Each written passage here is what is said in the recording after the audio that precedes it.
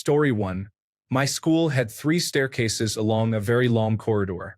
We were banned from using the middle staircase because it became overcrowded.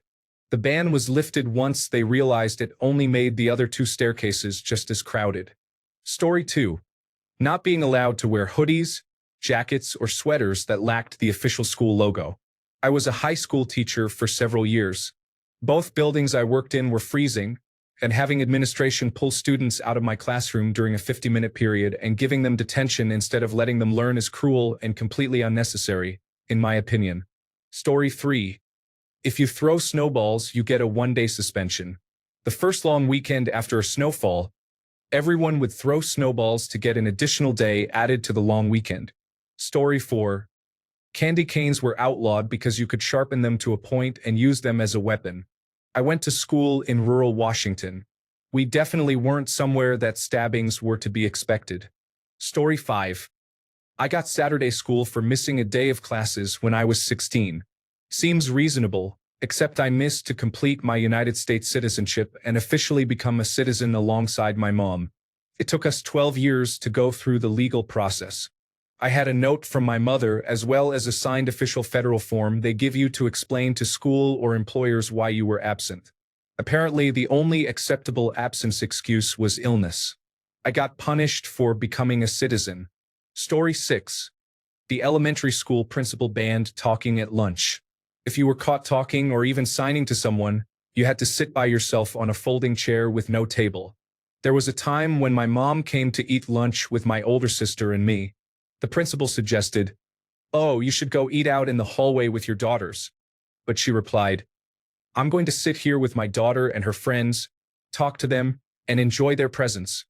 Usually, if a parent came for lunch, the student could invite one friend to join, unless they had siblings. Then, it was considered too many people, so you couldn't invite a friend. Anyway, one of my older sister's friends whispered to my mom that she was going to move, so she wouldn't get in trouble for talking. This was a 9-year-old. Story 7. If you say or do anything back to your bully, it becomes a mutual conflict and isn't considered bullying. So, if they start calling you offensive names and making you feel bad every day, and you call them stupid once or twice, the school probably won't help. Also, the dress code required school-branded hoodies, which were $50. If you wore a non-school hoodie, you got in-school suspension. Story 8. After the September 11th attacks, my school instituted a zero-tolerance policy on bullying and violence. What September 11th had to do with bullying, I don't know.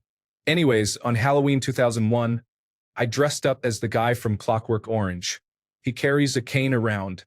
The principal pulled me aside and told me that walking around with a cane could be considered a weapon. Therefore, just walking with it is an act of violence, and suspended me for a couple of days, telling me that after September 11th, we don't mess around with that kind of stuff. This happened in Quebec in a small town. Story 9. The new principal made a morning roundup rule where anyone arriving to class after the last bell had to go to the cafeteria and listen to a lecture about not being late for class. This took about an extra 15 minutes, making the students even more late to class than they would have otherwise been. Needless to say, everyone hated it, even the teachers. That principal didn't last long. Story 10. Toilet paper rationing. This was in 1997 to 1998, by the way. Apparently, the high school girls' room was using too much toilet paper. So the dean, a woman, stood outside the door and distributed a few squares of 1-ply institutional toilet paper to us as we went in. If she noticed toilet paper on the floor, our ration was reduced. If we asked for more for larger needs, we were told to save it for home. There were several incidents of girls stuck in stalls until friends could beg for more toilet paper because of period issues or unexpected bowel incidents. The dean wouldn't even hand it over. She would go into the bathroom and pass a few squares at a time over the door. If you didn't catch it as it fell and it landed on the floor, that was your fault and you wouldn't get more. If you used more than she thought necessary, too bad, go to class with blood or excrement on your body. It took about a week of extremely angry parents coming to the school and calling both the school and the school board. But we finally got our toilet paper back. Unlimited. How did we celebrate? By covering her car with toilet paper, of course. Story 11. If we didn't see it happen, it didn't happen. All it did was train bullies to be really good at keeping their voices down and being aware of their surroundings so they could avoid doing things within a teacher's line of sight. It meant if you were ever outside of a teacher's vision range, you were still fair game for heaps of abuse. And if you tried to report things that teachers didn't see, then the teachers treated you like you were making up lies. It also didn't stop teachers from enforcing double standards, like believing reports from their personal favorites even when they didn't see it happen, since they could just claim they saw it happen if it was contested.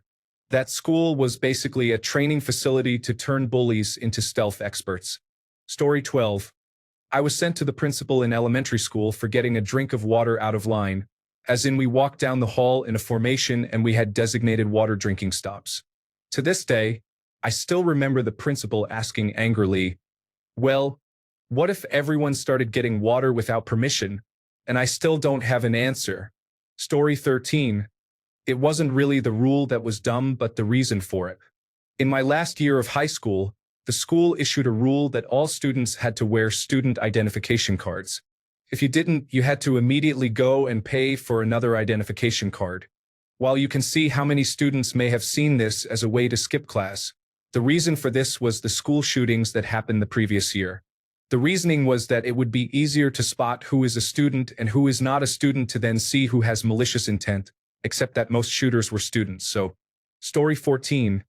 Closing boys' toilets because someone was stealing toilet paper. When school staff announced this rule, some students actually threatened to defecate on the tables. Story 15. We were not allowed to have facial hair at all, to the point where the principal would walk around during lunch with razors and shaving cream and do stubble checks.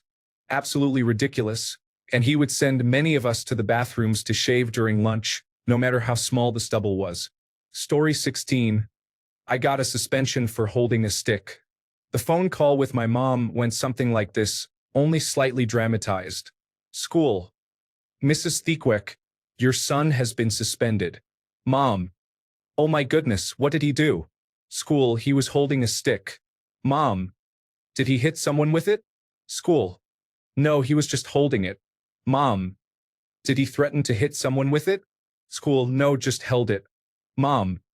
Did he refuse to put it down when you asked? School. No, he was very cooperative. Mom. So what did he do wrong? School, he held a stick. Mom. And I should be upset about that? School. Absolutely, you know we have a zero-tolerance policy. Mom. Right, well, I'll talk with him. As you might guess, I did not get in trouble at home. Story 17. I went to school during the time when health and safety suddenly started going crazy. They introduced a no contact under any circumstances rule, meaning no touching another person. We were like 6 or 7 years old. Suddenly, one day, not only was tag suddenly illegal, but they actually enforced it. I remember one day when about 70% of the school's population was pulled off the playground and made to sit on the floor in the hall for the crime of just playing the games that children play. Story 18. My school was in a poor area of Rio de Janeiro, Brazil. Not a lot of schools here have money for anything. Because of a huge donation of books at the time I was in school, my school got an absurd number of books, including expensive ones. There were a few dumb rules, but the dumbest of them all, we basically couldn't touch the books in the library without permission. It might sound reasonable at first, but check this out. The library was huge, and there were lots of books, including contemporary classics, nonfiction like The Last Problem, English literature like Infinite Jest, How to Kill a Mockingbird, and whatnot. There was so much there. That place was probably the most valuable place in the entire school. I mean, it was awesome. There were enough books there for each student to lend about 100 every day. Here's the problem. The library went all but untouched for the entirety of my time there. Why? The amount of work it took to read one of those books was ridiculous and pretty much made sure not a single student bothered to try. First, you couldn't take any of the books home, period. Forget the fact that they had your address and all your parents' information, so in the case that someone took it and didn't return it, they could just get it back. It had happened before at least once before the rule was made. Second, you couldn't leave the library with them, no matter what. Third, if you wanted to read the book, you'd have to do it in the library at the lunch break, which was about 45 minutes. So, unless you weren't hungry ever, you had only a few minutes to go to the library. It was only open for a few hours around the break and not at all at any other time, So unless you stayed there for hours until the break for the afternoon classes, you just wouldn't have another chance. Those hours around the break could be used for you to be tutored by a teacher, which almost never happened. Fourth, once you went through all of that, you could only read the book under the observation of the people that volunteered to work in the library for credit, which was never more than 2 or 3 people, sometimes no one. Which means that if you got there and there were already 3 people there, forget it. Unless you were willing to read it standing up close to where the book was kept. And even then they'd check on you every minute or so. Fifth, you couldn't get inside the library with a backpack with food in groups speaking without the appropriate uniform. You couldn't get in with the gym one, for instance, with other books, earrings, necklaces, or anything that could make noise while you were walking. Some were reasonable, but the issue was that one simple mistake and you would get banned. Sixth, any banishment from it was permanent. I complained about it once in the second year and was never allowed inside ever again. I even tried to get some teachers to help me, but it didn't work. Seventh, and probably the dumbest, only the students that had a certain amount of high grades could get any book at all. If you got something like 4 out of 10 on your last biology exam, you couldn't even get inside the library. The standard was so insane, only 6 other students and I in my classroom had enough good grades to get books. In all my time there, the library was basically deserted for the majority of it. I tried to go there many times, but it was too much work. Out of all the books, I only managed to read 2 Brazilian ones, A Guerra do Lanche, The Lunch War, and Blackout, which I remember to this day in detail. There were times where I legit thought about straight up ditching class to read some of them. I tried to get more, like The Last Problem, Kafka's Metamorphosis, Ulysses, which I know I wouldn't have been able to do it, but I was just curious, A Brief History of Time, Wuthering Heights, etc. But the amount of work it took was so much that it was just almost impossible to be able to read more than 1 or 2 books a year, and even that took dedication because I basically had to sacrifice part of my lunchtime. The rumor was that the principals, we had more than one, basically saw us as savages who would destroy the books if we were allowed to touch them, even though they had no reason to believe so. The library worked well without those restrictions a year before I had gotten there, with only minimal incidents, and even those didn't result in the books getting destroyed. Summary. My school made it very hard to read the huge number of books they had. Story 19. In grade school, we were not allowed to play on the playground equipment when it snowed. Eventually, we were not allowed to play with snow or even go near it. I got in trouble for sitting in snow. This was in Minnesota where it snows half the year. Recess basically consisted of milling around the blacktop for 30 minutes. Story 20. Banned all backpacks and bags on campus. Students were expected to somehow carry everything they needed by hand.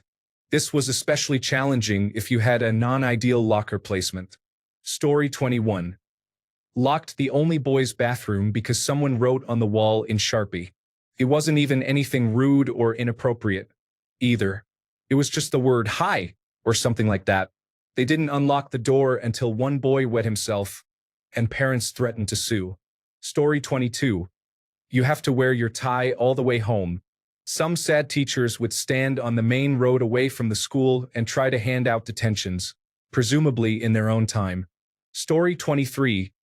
Do not play on the golf course. Our tiny community got a burst of cash in the 1970s due to having mineral rights on land with oil.